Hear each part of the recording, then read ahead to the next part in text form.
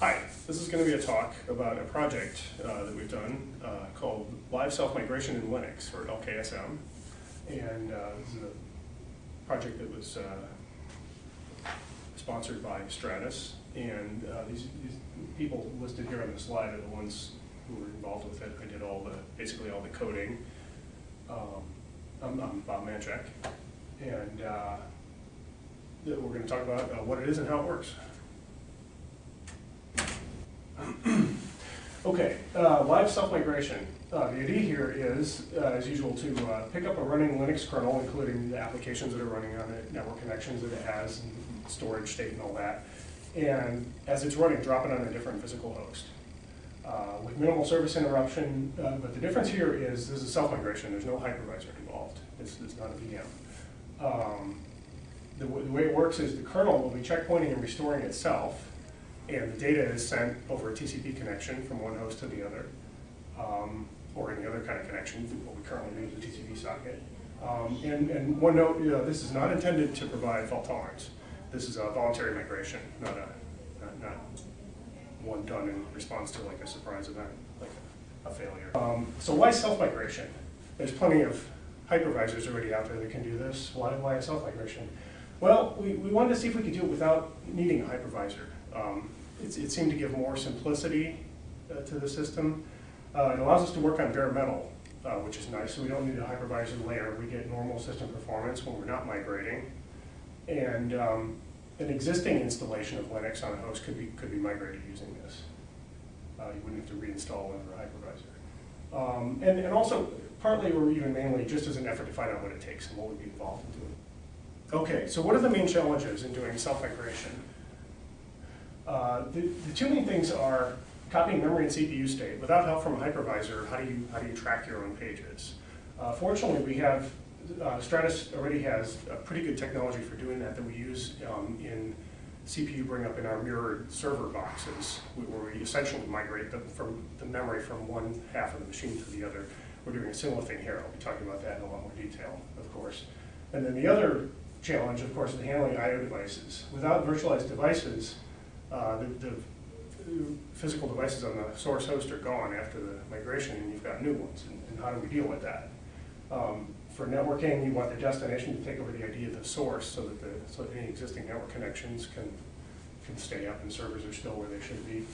For storage, there's many different choices, if it's internal storage or external storage, and they all have different issues to be dealt with. Other stuff, well, should just work. We're not too concerned about like USB and so on, right, at this point in the project. And then again, other stuff can be ignored, like we don't address video in the failover. There are some related, I want to talk a bit about related projects.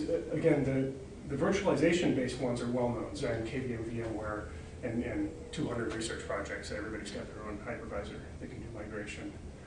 There's a couple of bare metal efforts that we found, but none quite like what we've done. Two of the notable ones were Nomad BIOS, which was a self-migrating Linux, but really it was sort of para-virtualized. It ran on top of Xen or L4 hypervisor, and it migrated itself, but it needed help from the lower layer to do it.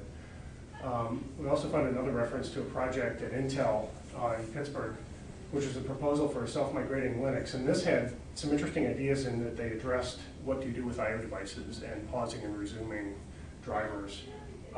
They seem to be starting from a hibernation viewpoint, where you basically think of the migration as a hibernation and then resume. But I think it seemed to be paper only, no actual working code. So our project, lksm, stands for Live Kernel Self-Migration. It had the advantage that the name wasn't already taken. Again, it was started by Stratus, and this is open source software. It's currently hosted on SourceForge, and we keep the most up-to-date stuff there. The first release that was pushed there was in June of this year, and that was kind of a prototype where it worked with a lot of restrictions. And now the second release has been pushed there in November, and it's a lot more real. In other words, you can take a reasonable Linux configuration and migrate it, and it works. And we're hoping for maybe community interest now that it's basically working to get more people involved in the project. A couple points on the terminology I'm going to be using in the slides. obviously, there's a source host and a destination host. The source is the one that's running before the migration. The destination runs afterwards. And what I call a target environment, which is it's a special Linux kernel driver and application environment that runs, it's a mode of the destination host during the migration. It's what receives the source data before it becomes the destination host. And then also what I call a migration NIC is, there's nothing special about it, it's just a network interface, but it's the one that's used to push the migration data, and we need to manage that one specially. That's what's interesting about it. It could also be used for application data, but we happen to need one for the migration data itself. So the migration process looks like this. This is a timeline of the operation from top to bottom at sort of a very high level. Source host is on the left, the destination host is on the right, and these are the phases we go through. First, there's an initial connection.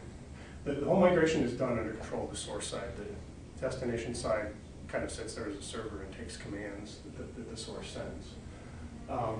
First thing, the source connects to the destination, and they validate configuration, making sure these are compatible hosts, and so on. We, in fact, don't do that right now. It just has to be correct. But that's a minor, like administrative kind of detail, not a... the destination, at this point, reboots into this target environment that I'll talk more about in a minute.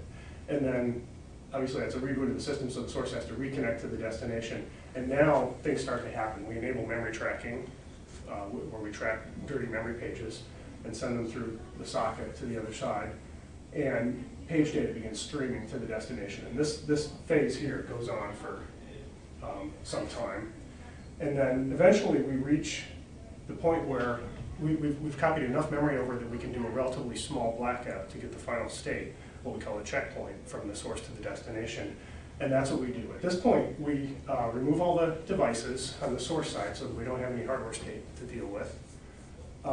We do a final pass through memory to catch all the last dirty pages, and then we capture the CPU state in what we call a sync point. And so this is the sort of the last instruction executed prior to the migration, in theory. And then, so at this point here, at the sync point, we've got a complete snapshot of the source machine. The problem is we have to communicate to the destination. So the next thing we do is we keep running on the source. We re-add the migration NIC and configure it. Meanwhile, the connection from the source to the destination has stayed up. The socket is still there. And we take this final state that we've captured in what we call a blackout buffer, and we push it through to the destination side.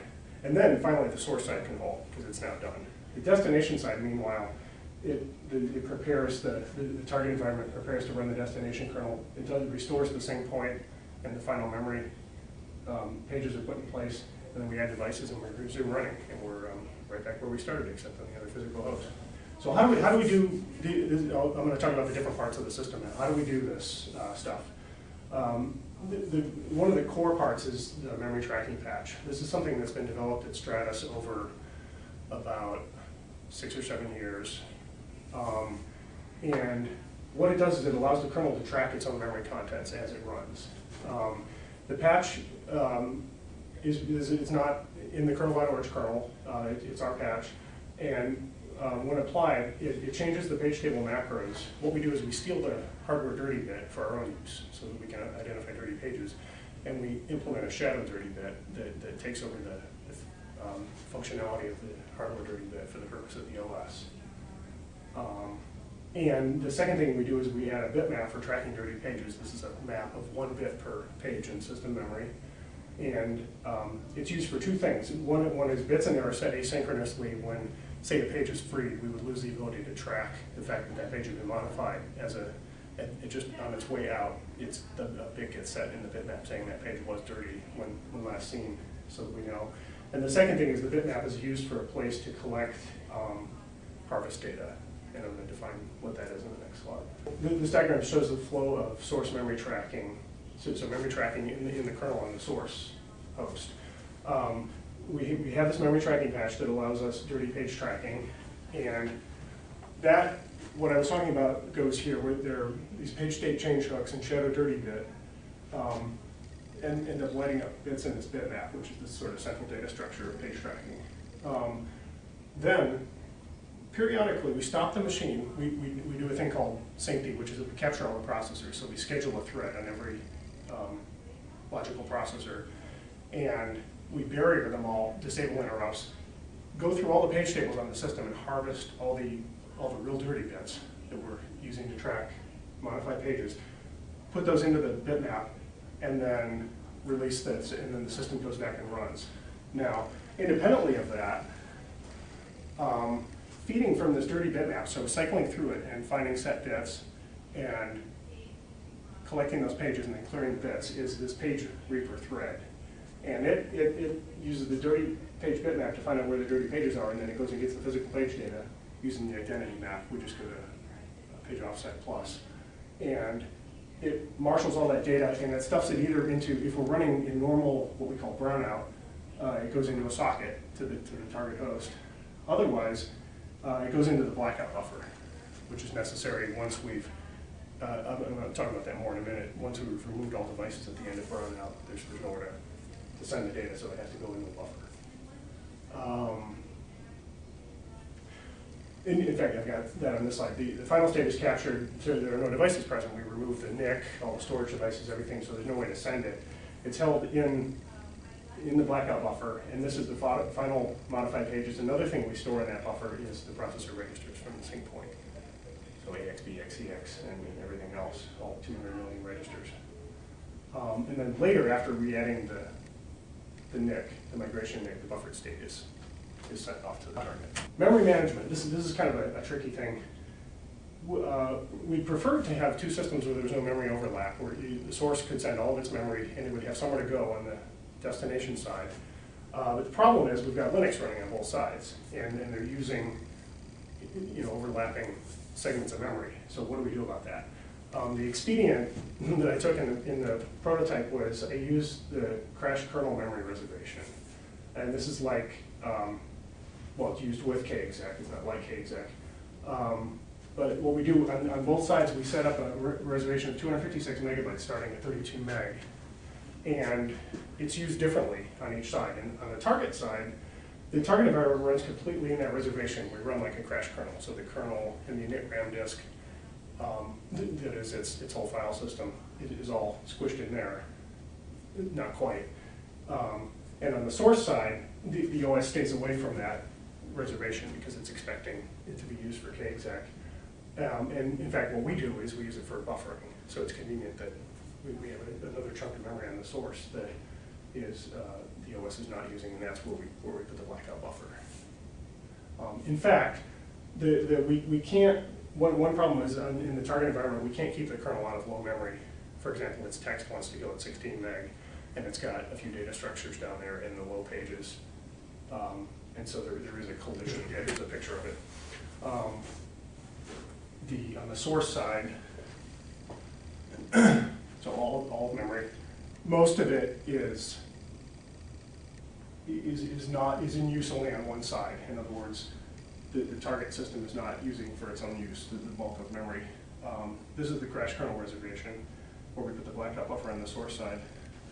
On the destination side, it shows the target Linux and applications running in here. And then there's, one thing we have to do is inside of here, this region is actually much bigger than the region below it. We have a buffer of the first 32 meg of memory, and when the pages come across from the source kernel, from this range, they go into that buffer, and then later they're copied down to the correct place before we jump switch to the other kernel.